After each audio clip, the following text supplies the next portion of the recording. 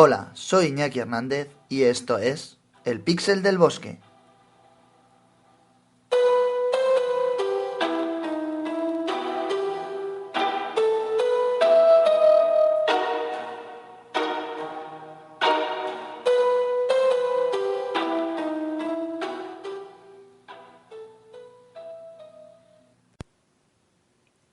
Hola, en este capítulo vamos a hablar de el mundo a través de los ojos de los animales. Vamos a dividir el podcast en 5 apartados. El primer apartado hablaremos de la visión de los vertebrados. El segundo apartado os contaré algo sobre los ojos simples y los ojos complejos. El tercer apartado hablaremos de los cazadores con vistas de águila. En el cuarto apartado lo he llamado de guardia. Y finalmente en el quinto apartado vamos a hablar de los felinos. ¿Cómo ven los felinos de noche? Bueno, una buena vista es esencial para la supervivencia. Eso lo tenemos claro, sobre todo los mamíferos y los animales que percibimos prácticamente la totalidad del mundo a través de los ojos. Una buena vista, como os decía, es esencial para la supervivencia de la mayoría de los animales.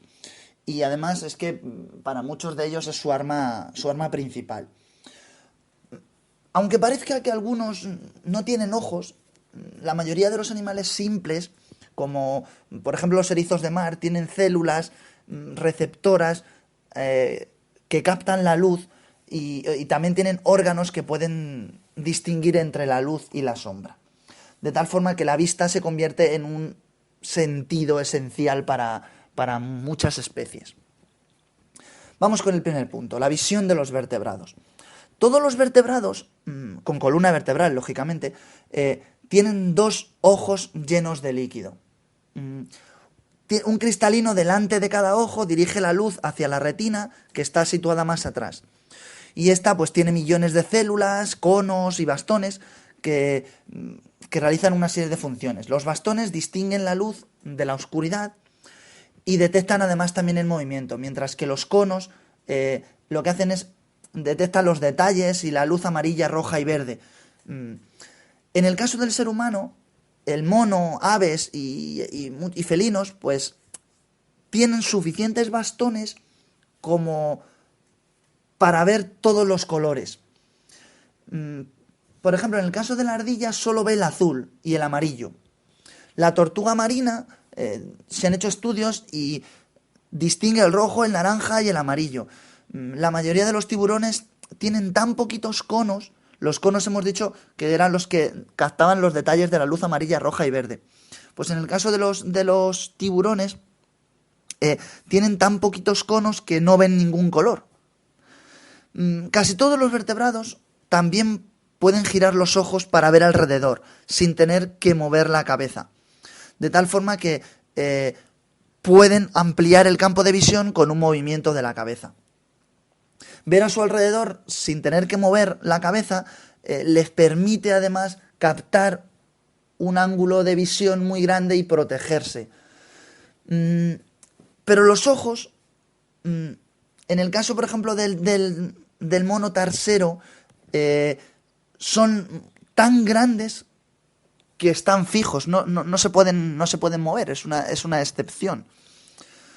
Luego, por ejemplo, si nos vamos al caso de los camaleones, pues los ojos del camaleón giran por separado para ver a su presa, y de tal forma que además lo hacen con la característica de que pueden vigilar con un ojo y estar haciendo otra cosa mirando con el otro. O sea, tienen visiones independientes.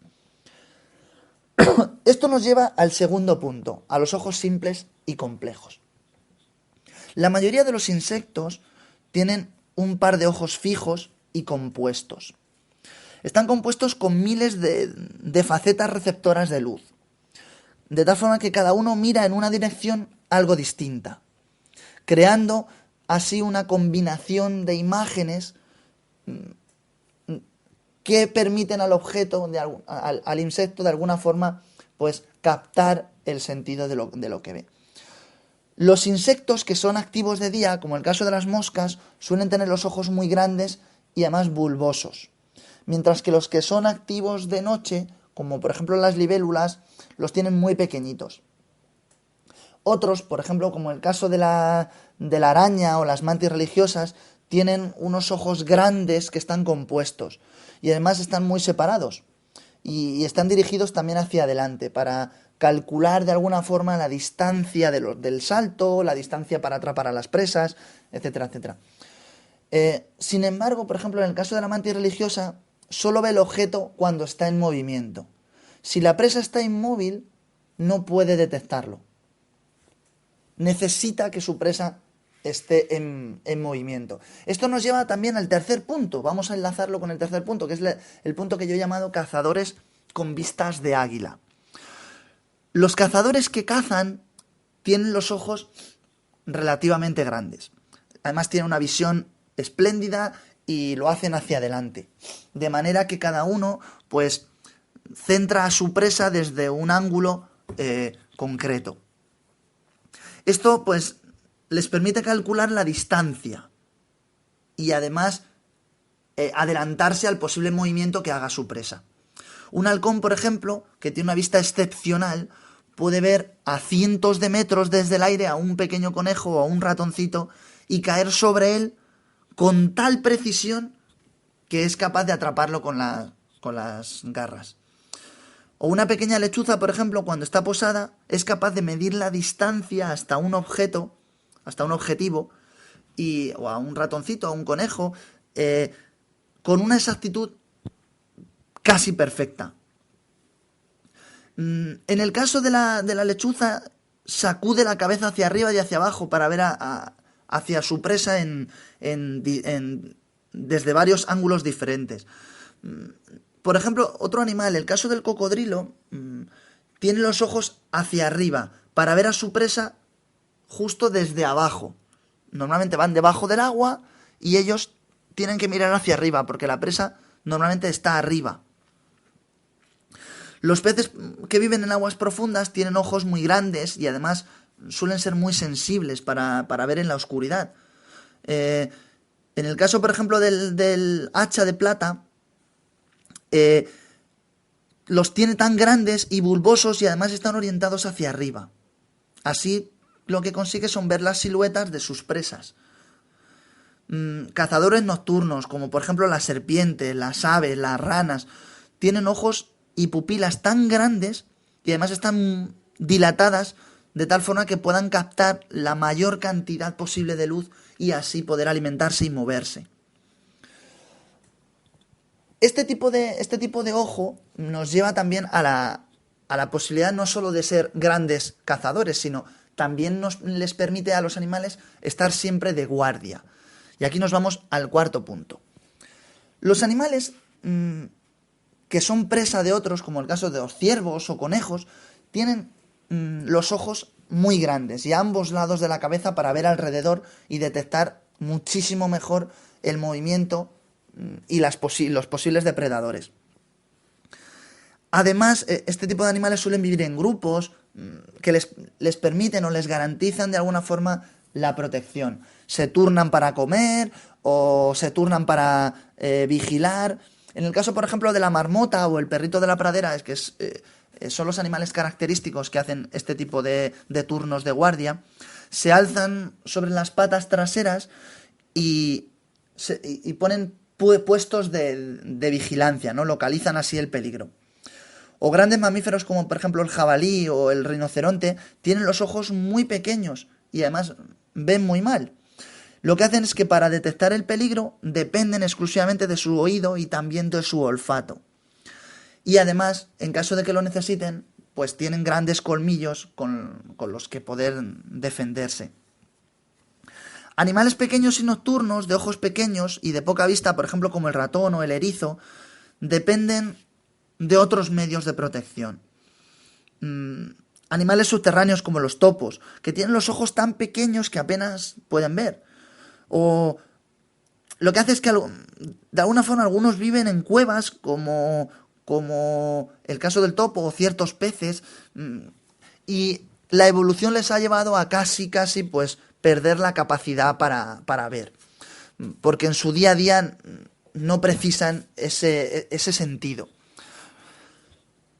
El último punto que os quería hablar, porque tampoco quiero alargar demasiado el podcast, os dije que iban a ser podcast de aproximadamente unos 15 minutos.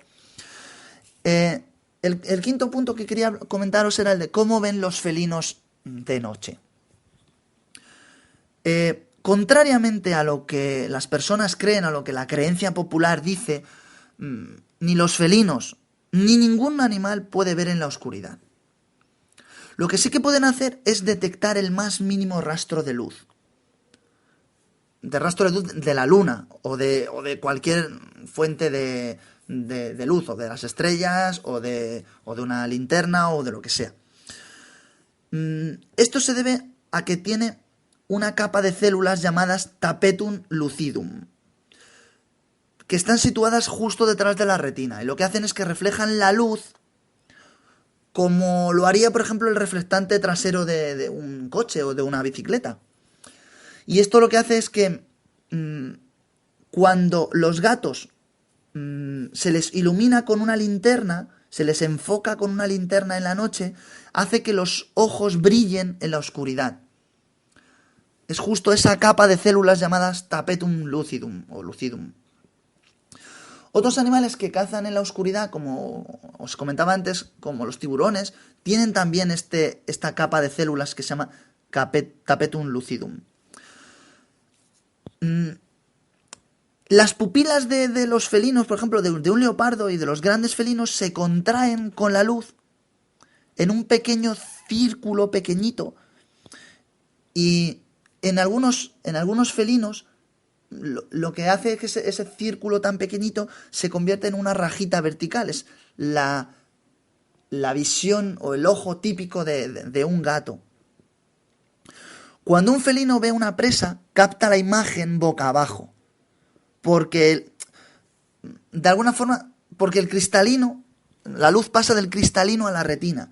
Y esta información llega al cerebro por el nervio óptico y es interpretada de forma correcta. Os voy a contar algunas cosillas. Me quedan realmente poco tiempo, pero os quiero contar algunos hechos fascinantes que siempre os estoy contando en estos últimos podcasts de las características, en este caso, de los ojos de los animales. Los ojos de la lechuza están fijos, como os decía antes, y lo que hace es que al estar fijos los ojos han desarrollado la capacidad de mover la cabeza o de girar la cabeza más de 270 grados. En el caso del suiriricari blanco, que es una dendrociña bicolor, vuela y come de noche en bandadas. Y se cree que su cara blanca le permite verse unos a otros en la oscuridad. Está hecha para que se vean perfectamente en la oscuridad. El calamar gigante tiene los ojos más grandes del mundo, que pueden medir hasta 40 centímetros. Esto es una curiosidad. Y que está pensado para que detecte en las profundidades la luz más débil. La abeja solo distingue 6 colores: el amarillo, el azul, el violeta, el ultravioleta y el color morado de abeja, ¿no? Que se llama el color morado de abeja. Y además el azul verdoso. No puede ver ni el color rojo. De tal forma, esto hace que, por ejemplo, que las abejas se sientan atraídas por las flores violetas, azules, amarillas o blancas, y no por las flores que son rojas.